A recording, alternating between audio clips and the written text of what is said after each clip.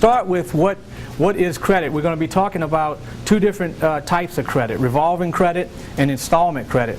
Revolving credit is credit cards. And before I get started, how many of you guys have gotten a credit card? Not a debit card, but a credit card. It looks like almost everybody in here. Okay. If you don't have a credit card at this point, it's very easy to go to our website, lawfulsolutions.org. Let me write that down for you if you don't have a credit card.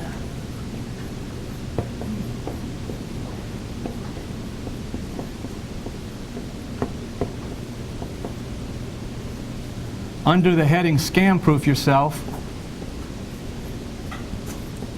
you'll see two credit cards in that section of the website. One is Credit-1 and one is Orchard. There are two types of credit cards. You have the secured credit card and you have the unsecured credit card. I want you to apply for the unsecured credit card first. When you click the Credit-1 credit card, it's going to go to Credit-1's website, but specifically for rebuilding credit, for people that have limited credit histories or low credit scores, is what that's for. If you apply for the credit card and it approves you, it's going to say, congratulations, you've been approved, your credit card's on its way. It comes in about 7 to 10 days. If it doesn't approve you for that, if it says, congratulations, you've been approved, send us a check for $200, that means it's secured. I would go to Orchard first and try and get the Orchard credit card without having to put any security down. Orchard does the same thing. It'll say, congratulations, you've been approved, your credit card's on its way.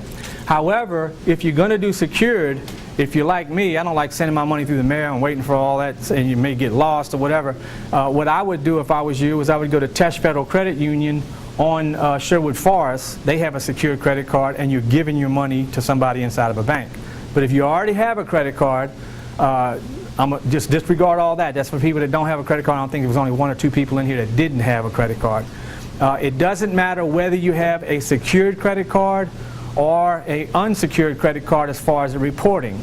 A lot of people want to get a secured credit card because they've gotten themselves in trouble with credit cards in the past. And so they're scared they're going to get themselves in trouble again. What you want to do is also, if you get a unsecured credit card, keep the limits low so you can't get yourself in trouble. I'm going to show you how to use credit cards and not get yourself in trouble today. Just by a show of hands, how many people have been to the seminar on building credit before? Okay, so a couple of y'all have already been to this before. So we're going to talk about revolving credit first. And when we talk about credit scoring, where credit scoring comes from, revolving credit is the best place that you can start on building a credit score. 35% of your credit score comes from payment history. And I always give the example, you know, if we told somebody, let's go out and shoot free throws, and we gave somebody one shot, you can't really judge a person by one time they shoot a free throw. If they miss, you can't say that they're 0%. And so we give people 10 shots, and then we get a percentage on how many times they shoot free throws and how many they make and how many they miss, right? And then you got a percentage. That's what payment history is. When they judge you by that 3-digit number, by that credit score, they're judging you by how many times you shoot free throws in a month's time. How many transactions you have.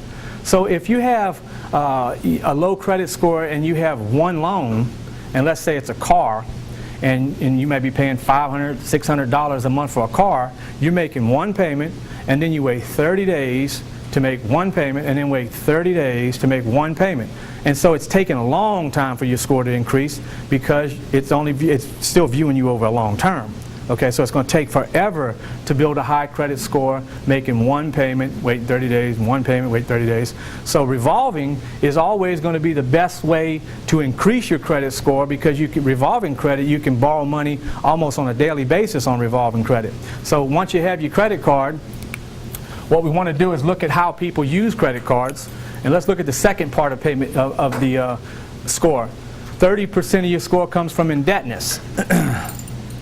If y'all want to go to the next door class and pull some chairs in, y'all can do that. And there are some seats up front up here, a couple of different places. The second part is indebtedness, which is money. Now the problem with money is the more money you use, the more debt you're in. In most cases, y'all want to come get these chairs too, y'all can have these. The more money you use, the more debt you're in.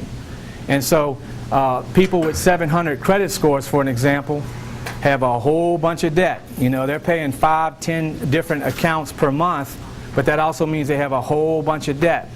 And not, you know, people come to me and always say, I want to be a 700, but who wants to have a whole bunch of debt? So we're going to talk about not having debt by using revolving credit, okay? And then the third part of where your credit score comes from is who you use. You know, years ago I used to just repair credit, not just let people go and build their own credit, but what they would do is they would go to Conn's, Raw Furniture, Olin's, mom and pop finance companies, and whereas you will have a score putting those things on your credit report, which do you think would be more impressive? If you got an 18-year-old that goes out and gets a $1,500 loan at Conn's and finances at Conn's, or that's another 15-year-old that goes out and gets credit at Whitney Bank. Same $1,500 loan, but which one is more reputable? Everybody here knows that Conn's is a high-risk lender, right? So you're going to have a higher credit score on the one that's got the Whitney Bank. It's more reputable. It's like a resume. If you guys want to come over here and get these 3 chairs, y'all can come grab these chairs.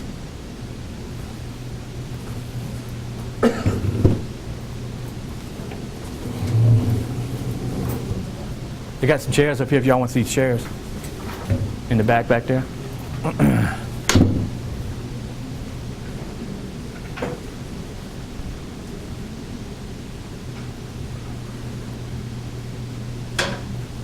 Okay, so 10% is who you use. Whitney, Tesh, Keypoint, Capital One, they're all major banks. Major banks are always going to be better for your credit than a lending institution like a mom and pop finance company or a Conn's or a Royal Furniture. They all have good products, but they're not very good as far as your credit score goes. And then the last 10% is new credit, which means every year you need to have active new credit, or else you're going to have it's going to injure your credit score by 10%. So you have to actually always be active on credit. Now, my concept is, though, I don't want to be in debt and I don't want to use credit just to have a high credit score. So what I want to do is I want to use the money that I have in my household, my groceries, gasoline, cell phone. I want to use all that money to make my credit score high.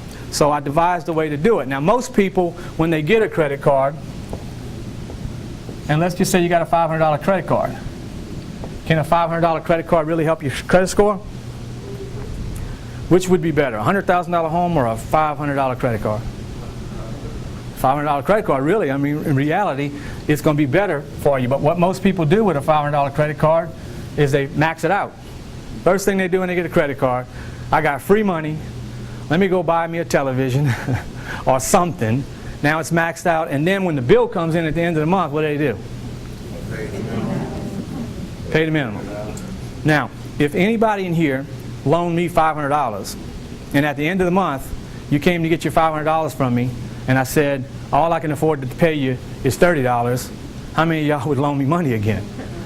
And honestly, you would probably call your mom, dad, brother, sister, aunt, uncle, everybody, and tell them, don't loan Steve no money, because that sucker's broke. He paid me $30 back, owed me $500. The scoring system was created by human beings. So they do the same thing, except for they're not telling their mom, dad, brother, sister, aunt, and uncle. What they're telling is every lender that pulls your credit report, and they do it with a 3-digit number. What they're saying with that number is, don't loan this person any money because they're broke. Because you've shown it. You've shown them you got $500, you max $500 out, and you're paying the minimum. Now, another bad thing about this is that you pay interest on $470. A person that uses a credit card like this is going to buy a Happy Meal for $2.99 and end up paying $100 for the Happy Meal over terms. That's what this does to you. So buying things on credit cards, financing things on credit cards, worst thing you can possibly do. So we don't want to do this.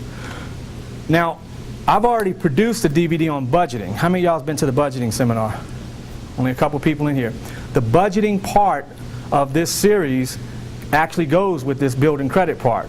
So some of y'all are going to have to get the budgeting DVD to understand how we do this. When we do budgeting, we look at everything a household spends, you know, groceries, cell phone, gasoline, electricity, Cox, insurance. You got all kinds of, everybody spends that money, right? And the funny thing about people that are unemployed, and you go to the unemployment office, they all have cell phones. You see them there texting and everything.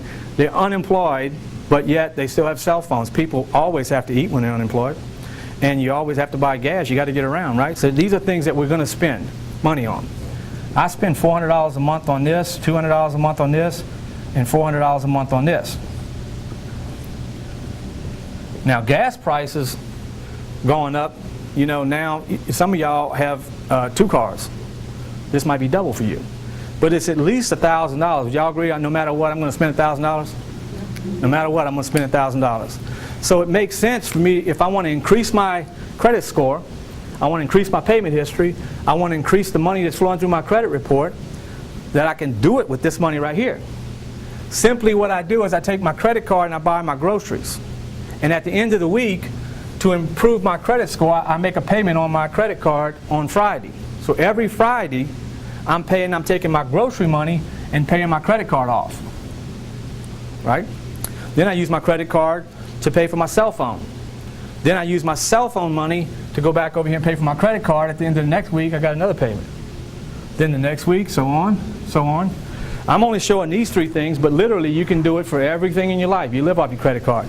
End of the month, I've made 4 payments, and I paid $1,000, right? Did I borrow $1,000? If I take a credit card that's got a $500 limit to it, and I go to Walmart and I buy $200 worth of groceries, okay, I didn't pay for the groceries, right? The credit card did. So who paid for the groceries?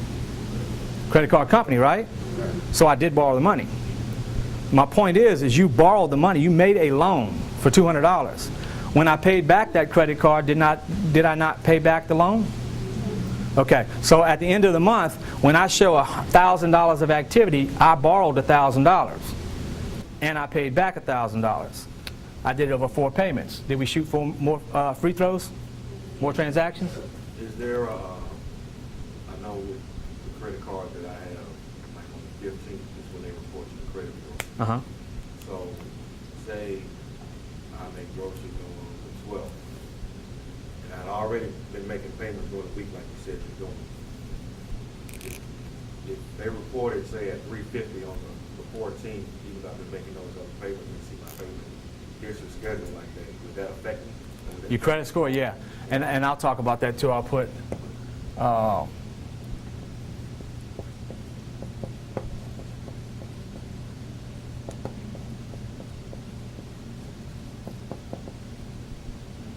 I'll talk about that in just a second. So it's good. I'm glad you brought that up. So at the end of the month, I made a $1,000 payment. At the end of 12 months now, I've made 52 payments for $12,000. Now, you know that most Americans, when they borrow $12,000, borrow it for 4 years, right? So I've just shown you how to take a 4-year history and cram it into 1 year. So you got 52 payments now, which takes 4 years, and a $12,000 loan. The scoring system is not just looking at you, it's looking at all Americans. So it's using all Americans to calculate credit scores, and it's predicting. And so when it looks at a person that can borrow $12,000 and pay back $12,000 over 12 months, that's not the same thing that most Americans are doing. Most Americans will borrow $12,000 over 4 years, and then they'll make late payments and stuff like that. So all of a sudden, the financial problems that you maybe had in the past are over with. Now, negative things are coming off, but also you have the right positive things going on. I'm showing you just $12,000. Last year, there's a lot of different things that you can do with credit cards, but I used $80,000 on credit cards. So in my credit score, it looks like I'm borrowing a house and paying back a house. And so when you open it to groceries, cell phone, gasoline, electricity, even child support, there's sometimes Capital One, for an example, will send you a credit card check. And credit card checks can be written to anything. Credit cards have a limitation on what they can be used for, but nowadays you can use credit cards for pretty much anything. And the limitations are you can't use your credit card to pay your car note. And I certainly wouldn't suggest that you use credit cards for something that's going to cost you money. If you call up your Cox Cable or something and they say, no, we're going to charge you 5% to use your credit card, don't use it. Now, don't use it if it's going to cost you money. But there are lots of strategies that you can do to even with mine, I mean, I didn't actually borrow $80,000. It was just some more of these different strategies. You know, if a family member wants to go somewhere and fly and they don't have a credit card, let them use your credit card. Get the cash from them first, though. And don't give them the credit card. Just let them buy the airline tickets. So that's a lot of strategies I use there too. I'll let somebody use my credit card. I get the cash from them, and as soon as it charges, I pay it off. I get the benefit for that. I've had people tell me before that they went to Walmart and bought a television, and 3 days later brought it back because it will report as a payment in your credit report. So if you buy a $1,000 television and you bring the $1,000 television back, 3 days later it reports as a $1,000 payment on your credit report. That's a payment. So anything that's going to create the two largest areas, a payment and an indebtedness, is going to help your credit score. Why doesn't a house help your credit score? If you buy a $100,000 house, right when you buy the $100,000 house, you owe $100,000 on the house. How long does it take before you start knocking down that debt? At least 10 years. Yeah, 7 years of it is all interest. So for the whole first 7 years, you still owe $100,000 on your house.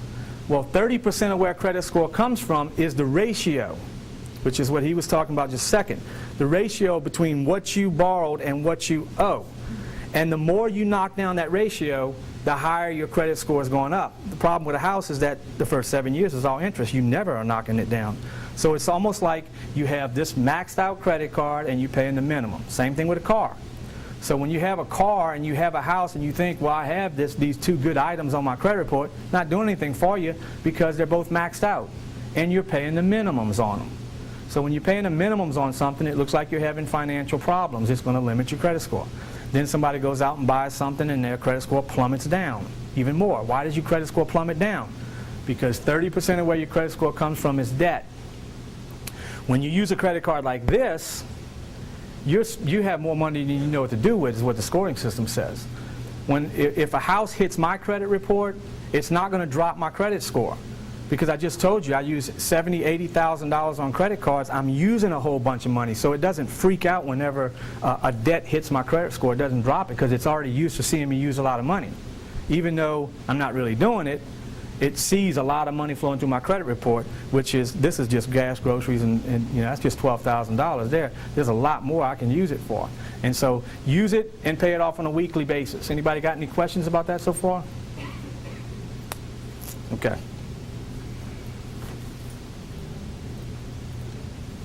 So that's revolving. Revolving also has a benefit. If you have cash and you go and buy a television and you're going to spend $400 on a television and you pay cash for it and something happens with the television, you're in trouble. If you use your credit card and something happens to that television, you can call your credit card company up and cause them to pull the money back until they fix the television. So it gives you another extended warranty. Also, if you get robbed and they take your debit card or your checking account or your cash, you're not going to get that back. If somebody steals your credit card and maxes it out, the credit card company the next day will give you a new credit card and they'll take all the balances off of it. So it's another protection. You should always walk around with your credit cards, never walk around with the debit card. Debit card can be taken and not given back. Okay. Now we also, for you guys, a lot of people call me up and they say my credit score dropped and may have been sent to me by a mortgage lender, and when they sent to me by the mortgage